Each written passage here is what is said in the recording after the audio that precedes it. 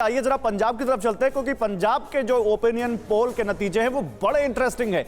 अगर यूपी इतना दिलचस्प है तो पंजाब उससे कहीं ज्यादा दिलचस्प है इस बार का चुनाव। जल्दी से आप देखिए पंजाब में किस इलाके में कितने वोट, आप समझिए कौन सा वोट शेयर। हम यहाँ वोट शेयर की बात कर रहे हैं। दोआब की बात करें, दोआब में आम आदमी पार्टी के पास 22% वोट जाते दिख रहे हैं और ये इनका गढ़ माना जाता है, जबकि कांग्रेस पार्टी जो यहाँ पर 36% के आसपास वोट पाती दिख रही है, अकाली 18% के आसपास और बीजेपी 16%।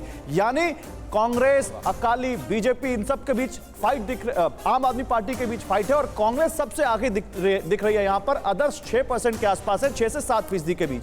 मांझा की जल्दी से बात कर लेते हैं। मांझा में क्या हालात है, मांझा में किस पार्टी को कितने वोट मिल सकते हैं? तो आम आदमी पार्टी यहां पर सबसे आगे 36.9 37% के आसपास वोट मालवा में आम आदमी पार्टी को। कांग्रेस में यहां जैसे लग रहा है डेटा स्वाइप हो गया है। कांग्रेस के पास 21% वोट, अकाली के पास 23.5% वोट, बीजेपी के पास करीब 11% वोट जाता दिख रहा है और अदर 7.5% के साथ दिख रहे हैं। लेकिन अब यहां बात करें मालवा की, जिसमें हम बात कर रहे थे कि यहां पर अब किसका खाता यहां पर खुल सकता है, किसको कितने वोट शेयर मिल सकता है।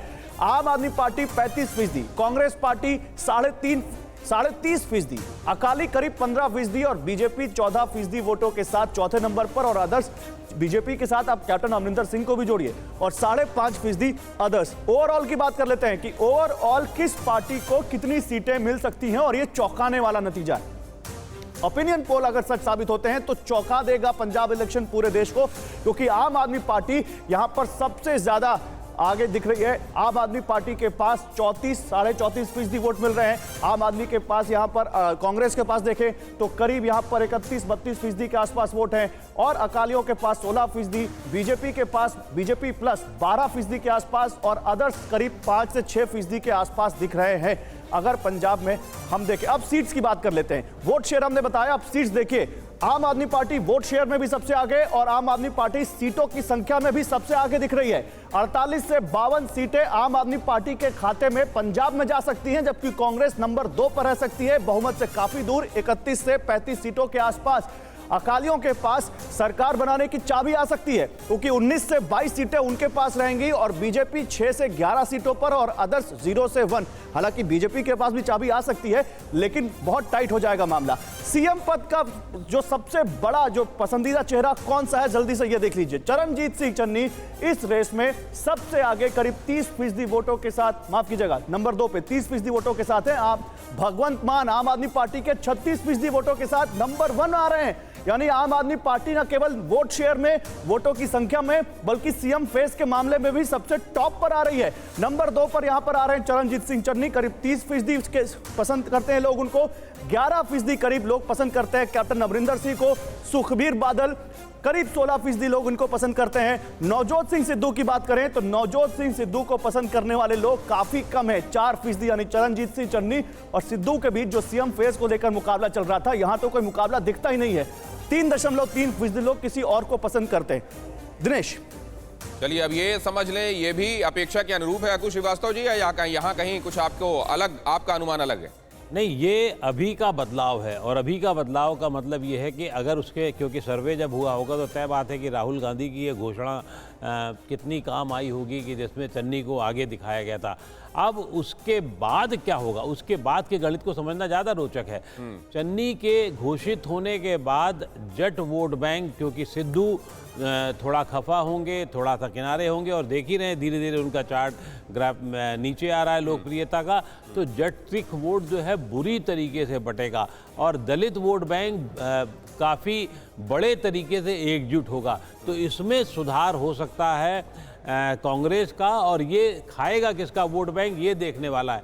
क्या वो अकाली दल के साथ बसपा का साथ खाएगा या आम आदमी पार्टी का वोट बैंक खाएगा। एक और इंटरेस्टिंग बहुत बड़ी बात है यहाँ पर, मालवा, माझा, द्वाबा, इन एरिया को अगर आप देखेंगे तो जो फर्स्ट पास द पोस्ट जिसका जिक्र करते रहे हैं, उसमें ये है कि हो सकता है मालवा में आम आदमी पार्टी थोक में जीत जाए, यानी कि थोक में जीत जाए मतलब 20,000 वोट दे जाए, लेकिन हारे कई जगह तो पता लगा कम वोट बैंक से। वो बहुत खतरनाक हो सकता है दूसरी पार्टी के लिए। बड़ा महत्वपूर्ण इसलिए ये ऑब्जर्वेशन है क्योंकि मालवा में जिसने बाजी मारी वही बनाता रहा है सरकार।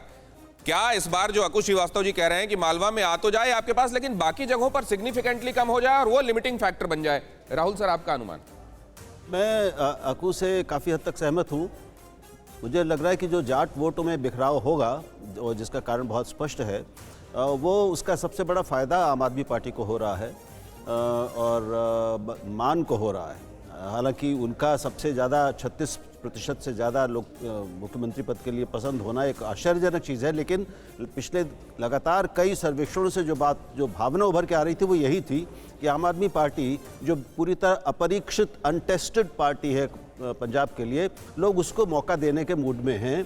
और इससे पता चलता है कि जो पुरानी ये पार्टियां हैं सभी, उनसे किस हद तक वितृष्णा और अरुचि लोगों में पैदा हो गई है कि वो अब एक बिल्कुल नई पार्टी। राहुल सर, इसमें एक सवाल, चंडीगढ़ निगम के जो नतीजे आए थे नगर निगम के, उनको भी बड़ा इसमें विश्लेषण में लाया जाता है कि देखिए जिस तरह से आम आदमी पार्टी ने चंडीगढ़ नगर निगम के इलेक्शन में रिजल्ट में जिस तरह से उन्होंने प्रदर्शन किया, ये अपने आप में एक ट्रेलर है। क्या इसको आप भी मानते हैं कि यहां से दिखता है कि आम आदमी पार्टी का इतना पेनिट्रेशन हुआ है पंजाब में? आप उससे पूछिए। जी राहुल सर। राहुल सर, आपसे।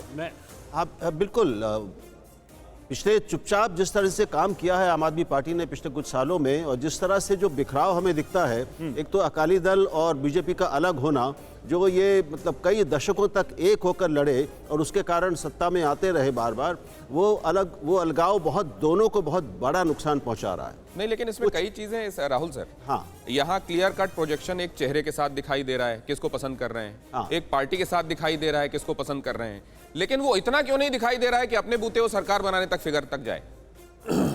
अभी नहीं दिखाई दे रहा है। और लेकिन ये देखिए कि ये जो दिख रहा है वो भी कितना बड़ा परिवर्तन है। यह कहीं इसलिए तो नहीं जिसकी तरफ अभी अक्कू सर कह रहे थे कि अगर चन्नी का प्रोजेक्शन क्लियर कट तब हो गया होता तो ये स्थितियां और अलग होती।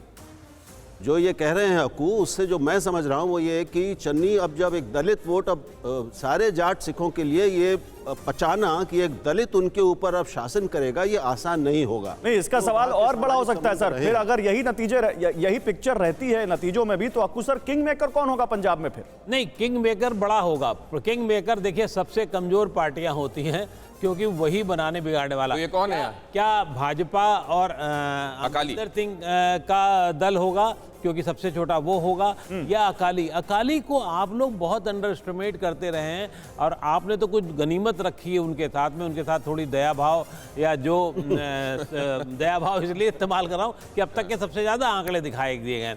लेकिन सच यही है कि अकाली दल एक इलाके में, मालवा में और माझा में ठीक ठाक उनकी स्थिति रही है और उनको इतनी सीट मिलनी है, ये इससे ज़्यादा भी मिल सकती है। वो अब धीरे धीरे शायद बेअदबी का जो दौर, जो उफान था वो नहीं। लेकिन अक्कू सर, सीधा सवाल अगर देखें तो राजनीति में ना तो कोई दोस्त होता है ना दुश्मन होता है। आम आदमी पार्टी कांग्रेस के साथ दिल्ली में सरकार बना चुकी है, तो इन दोनों में से अरविंद केजरीवाल के लिए अगर यही स्थिति पैदा होती है तो सबसे मुफीद आपको कौन दिखता है? नहीं, मैं बताऊं, सबसे मुश्किल इसी मामले में आपको होने वाली है। हाँ। क्योंकि आपके साथ जो भी जाएगा वो अपनी दुकान हमेशा के लिए बंद करने के इरादे से जाएगा।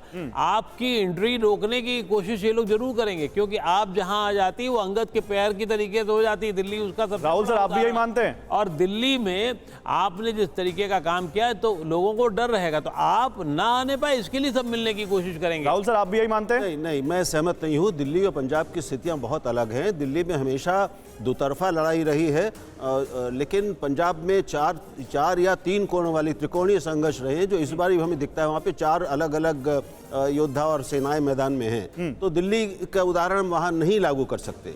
और वहाँ पर प्रश्न ये है कि अमरिंदर सिंह की पार्टी और जो उनका जो गठबंधन बना है भाजपा के साथ, वो ये एक भूमिका निभा सकता है, बशर्ते उसके लिए जो शर्तें होंगी वो अपमानजनक ना हो, सम्मानजनक हो। और मुझे लगता है कि आम आदमी पार्टी के लिए एक ऐसे सहयोगी को साथ में लेना जिसमें बड़ा हिस्सा, एक तरह से मान लीजिए कि बड़ा भाई के रूप में वहाँ अमरिंदर सिंह है, वो ज़्यादा नुकसानदेह नहीं होगा। न्यूज़ टॉप 9 रोज सुबह 7 बजे और शाम 7 बजे सिर्फ TV9 भारतवर्ष पर।